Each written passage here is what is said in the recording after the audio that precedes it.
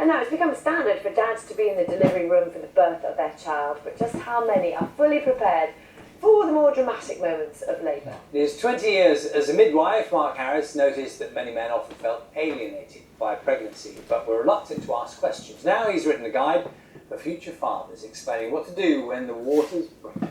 Mark is here with us now. Morning to you. And it doesn't spare anybody any blushes, this book, in some ways, does it? But we'll avoid some of them maybe on breakfast. Why do you think men need a book like that? Do you think? Well, since 1994, when I've been a midwife, men repeatedly have expressed feelings of feeling left out, disenfranchised, like they had no power. Their lover is in the most intense experience that they've ever had, and they feel like there's nothing they can do.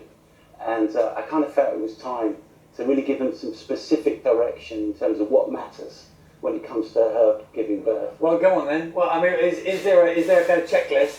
I know there's a lot in the book, but if you would come up with 2 or 3 simple notions. I'll tell you, I've got one for you. Yeah. You see, the most important hormone for a woman when she's giving birth is oxytocin.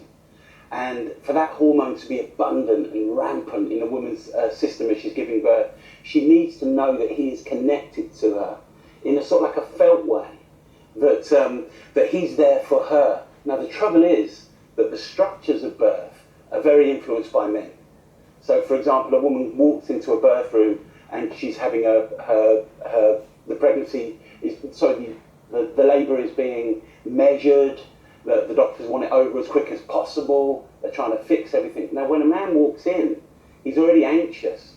And when he's exposed to those structures, he gets drawn away from her and into something that he recognises.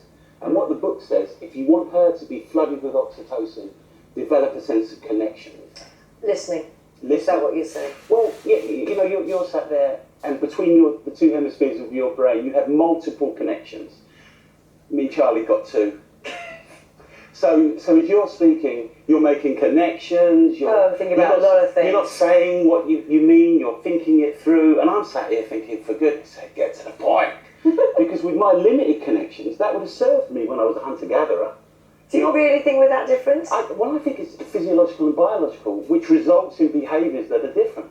So when I offer you the space to talk to me, without jumping to conclusions like that's my mission, you get listened to, and your body is flooded with oxytocin, and you feel connected to me. So this email is coming to us this morning, anonymously.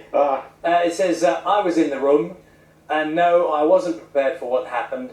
Most horrific, but the most amazing experience. Yeah. How does that correspond? That thing of, often men particularly talk about very frightening and very amazing. Yes. At the same time. A lot of men are reporting post-traumatic stress symptoms post-birth these days. And I think we have an opportunity. In our culture, we don't have rites of passage for men. Women, they menstruate, they become women. They give birth, they become mothers. What do we have? We drop our voice, we grow some facial hair, and we play the odd risky game on PlayStation.